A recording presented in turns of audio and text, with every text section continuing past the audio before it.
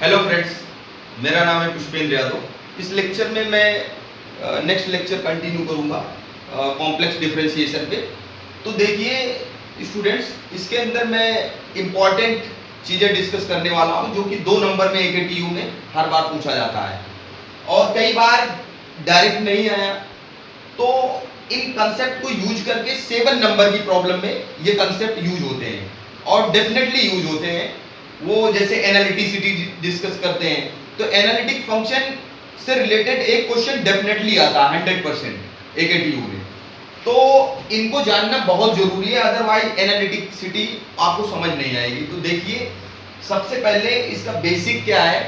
Differentiation करने से पहले हम लिमिट को जानना जरूरी है, राइट। तो लिमिट जो है कॉम्प्लेक्स फंक्शन का हम जो लिमिट निकालते हैं कुछ वो डिफरेंट अप्रोच है। रियल में जैसे हम रियल फंक्शन की जब लिमिट निकालते हैं, सपोज कोई फंक्शन रियल फंक्शन है तो हम क्या कैसे निकालते हैं, जैसे x नॉट पे किसी फंक्शन की हमें लिमिट निकालना है। सपोज ये कोई फंक्शन fx है, इसकी लिमिट हमें x0 पे निकालना है। तो हमें इस पॉइंट पे क्या है, लेफ्ट हैंड और राइट हैंड से अप्रोचेस वैल्यू निकालते हैं ना एग्जैक्टली x0 पे। हम कहेंगे इस फंक्शन की लिमिट एग्जिस्ट है x नॉट पे जब राइट हैंड और लेफ्ट हैंड से और इस फंक्शन पे तीनों पे वैल्यू सेम आए। तो इस पॉइंट पे जो अप्रोच होने का तरीका है अपना, केवल 2 डायरेक्शन है। अब सेम टू सेम अब कॉम्प्लेक्स में भी हम इस z नॉट पे हमें फंक्शन fz की लिमिट निकालनी है तो इस पॉइंट पे हम अप्रोच होंगे, z से z0 की तरफ हम अप्रोच होंगे। तो अब यहाँ पे देखो हम बाय पाथ वाइज अप्रोच कर रहे हैं। क्यों? क्योंकि यहाँ पे जब कॉम्प्लेक्स में आ जाते हैं तो यहाँ पे 2D आ जाते हैं, राइट।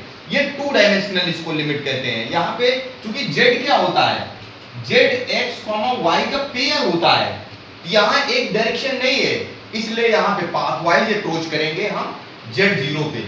तो एक पाथ ये है, एक पाथ ये है, एक पाथ ये है। There exist infinitely many path, बहुत सारे पाथ हैं। अगर हर एक पाथ के द्वारा इस z0 पे अप्रोच किया जाए, that means limit z tends to z0, right.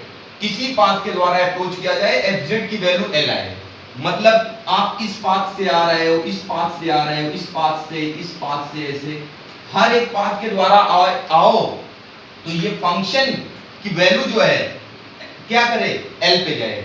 मतलब फंक्शन की जो वैल्यू आए वो l ही मिले आपको, दैट मींस यूनिक वैल्यू मिले। तो हम कहेंगे फंक्शन की लिमिट इस z इक्वल टू z0 पे क्या है, एग्जिस्ट है और उसकी लिमिट क्या है, l है, right. l belongs to r, कोई रियल नंबर है जो कि फाइनाइट है, राइट। तो देखिए अगर किसी फंक्शन की लिमिट एग्जिस्ट करती है, उसके बाद देखिए और देखते हैं नेक्स्ट, ठीक है। इसके बाद अगर लिमिट आपको पता है तो फिर उसको यूज करके हम फ्रेंड्स क्या समझते हैं, कंटिन्यूटी। क्योंकि लिमिट के बाद ही क्या होता है, कंटिन्यूटी। तो आओ देखते हैं हम कंटिन्यूटी क्या होती है, राइट। कंटिन्यूटी, अब z0 पे हमें कंटिन्यूटी भी निकालना है, राइट दोस्तों। तो देखिए इसके लिए 2 कंडीशन है।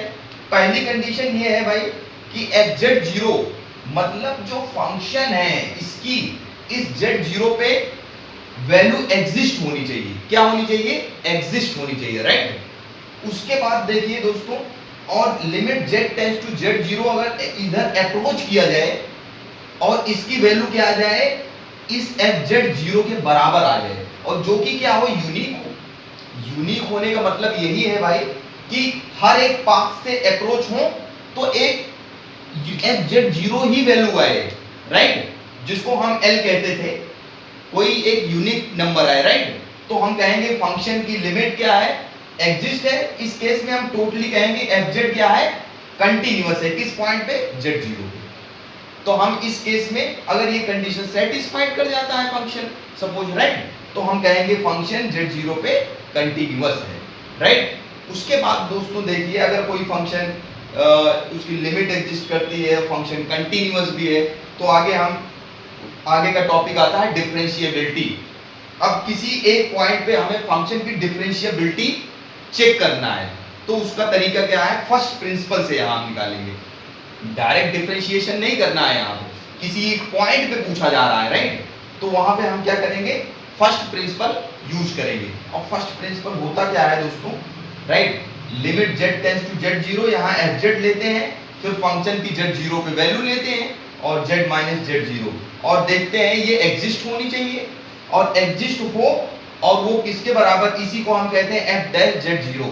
वो क्या हो, अगर ये एग्जिस्ट हो साथ में ये f डैश z0 के बराबर, यही डेफिनेशन होती है f डैश z0। तो ये f डैश z0 जो वैल्यू आ रही है ये क्या होनी चाहिए, यूनिक होनी चाहिए। यूनिक होने का मतलब ये लिमिट एग्जिस्ट होनी चाहिए। तो हम फंक्शन कहेंगे कि fz क्या है भाई, fz क्या कहेंगे कि fz क्या है, z0 पे क्या है, डिफरेंशिएबल है, राइट। fz क्या है, z0 पे डिफरेंशिएबल है। आगे नेक्स्ट इनको यूज करके मैं एनालिटिसिटी डिस्कस करूंगा, राइट। और इसका आप स्क्रीनशॉट भी ले सकते हो, राइट स्टूडेंट, जो कि आपको बहुत यूजफुल होगा। नेक्स्ट लेक्चर में मैं एनालिटिसिटी एंड AKTU से में जो आते हैं इट बेस्ड क्वेश्चन, मैं उनको डिस्कस करूंगा। और थैंक यू वेरी मच।